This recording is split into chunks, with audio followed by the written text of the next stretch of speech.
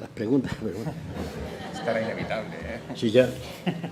Antes voy a comentar la pregunta, pero no por usted, sino porque es lo que me han preguntado los periodistas que estaban antes. Y le he dado la misma respuesta, ahora aquí un poco más pausada.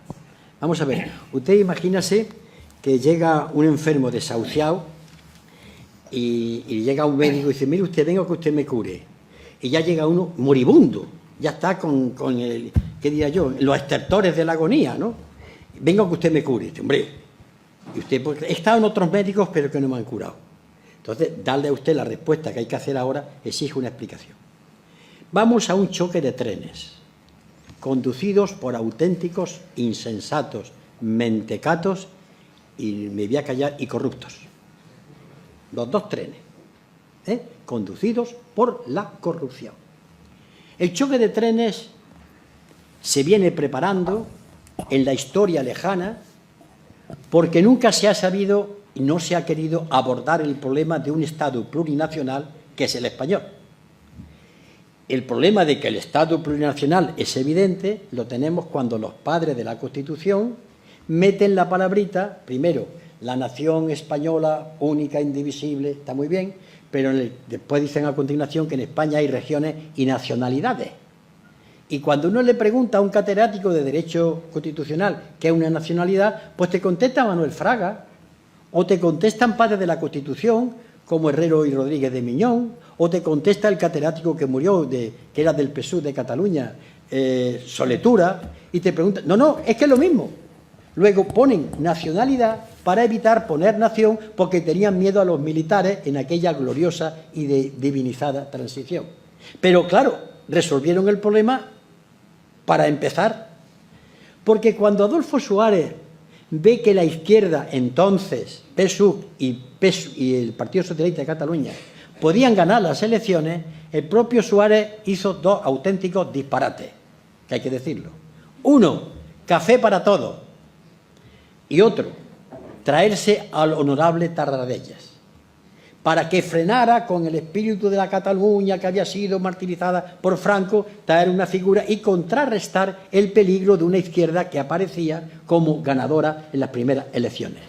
A partir de ahí se mimó y se le dio de comer en la mano a Convergencia y Unió. Es decir, Convergencia y Unió, heredera de la política de Cambó, representantes de la burguesía catalana, que pedían y reivindicaban unas especies de exenciones para ellos, pero cuando necesitaban al Estado centralista de la policía y del ejército lo tenían, no eran independentistas, querían algo que después voy a comentar. Lo mimaron y, por tanto, la ley electoral catalana, teniendo menos votos que Izquierda Unida, a veces han tenido más diputados. Los han mimado, y al PNV. Y cuando Felipe González necesitó ser presidente de gobierno, no pactó con Izquierda Unida, que podía, sino pactó con Convergencia y Unión. Y lo mismo hizo el señor que hablaba catalán en la intimidad, mendigando el voto, y se lo dio Pujol. O lo mismo hizo con la abstención Rodríguez Zapatero. Luego, entre comillas, el monstruo lo han gestado estos. No solamente porque lo has dado el voto en las investiduras, sino para la política más de derechas contra los derechos sociales la han votado, y los presupuestos, y la política atlantista, y la Unión Europea. Es decir, han sido socios indestructibles. ¿Por qué ha pasado esto? Ha pasado esto también porque si hubiera habido un dirigente español o un gobierno con dos cosas, inteligencia política y algo que en política es necesario de vez en cuando, valor cívico, hubiese resuelto el problema. Y no tenía que saltarse la legalidad.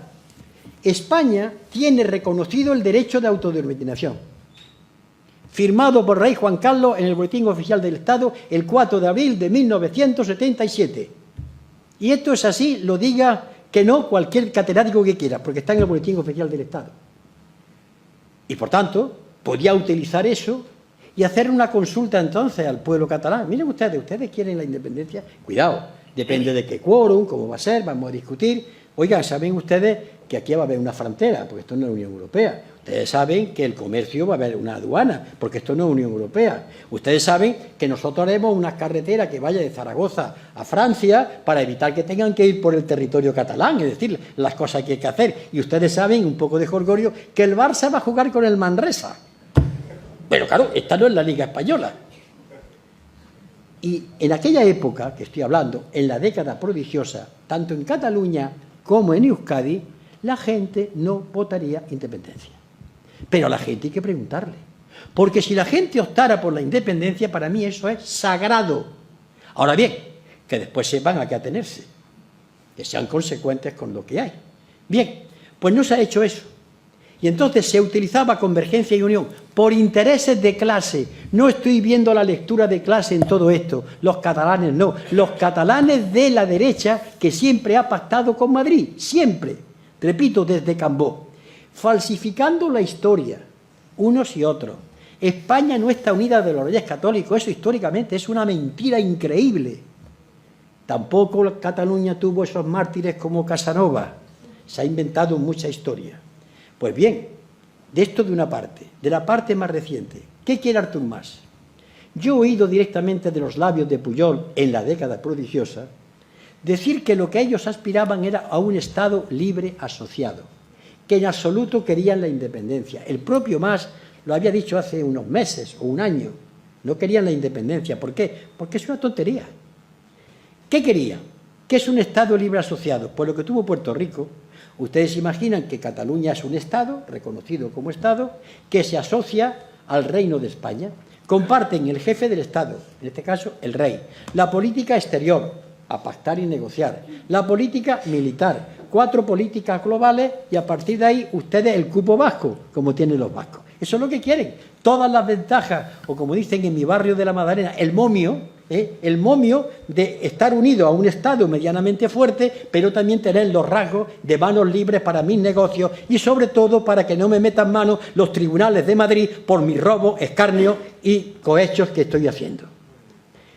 Esos 2 choques de trenes van por las posiciones irracionales. Artur Mas, yo creo que es un hombre hoy arrepentido de que puso en marcha, cuando pone un mecanismo o pone en marcha un proceso. Está agarrado, sálvase a la parte, por la CUP, que no lo va a hacer presidente, porque son independentistas, pero menos mal que tienen un sentido ligero de la izquierda y saben que no pueden darle un voto a un señor que, aparte de corrupto, está haciendo la política que está haciendo la derecha en país. No sé cómo va a acabar. De todas maneras, me temo que desde el gobierno de España sigan fabricando independentistas.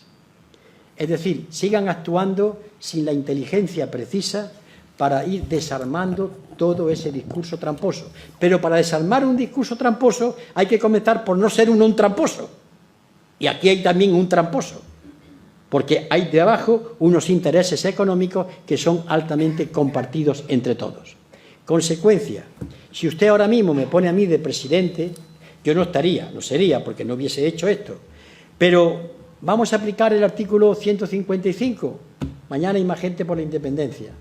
Vamos a meter al ejército. Oiga ustedes que se puede, ¿eh? Es constitucional. Por cierto, que ese artículo de la Constitución es la copia exacta del artículo 39 de la Ley Orgánica de Francisco Franco Bahamonde. Copia exacta, cuando se redactó la Constitución. Meter el ejército, bueno, el ejército, la Guardia Civil, el ejército español, eso es otra realidad que habría que hablar. La Guardia Civil o intervenir los Mossos de Escuadra, bueno, podrá hacerse, pero a continuación, ¿qué pasa? ¿Cuál es la salida de la nación catalana?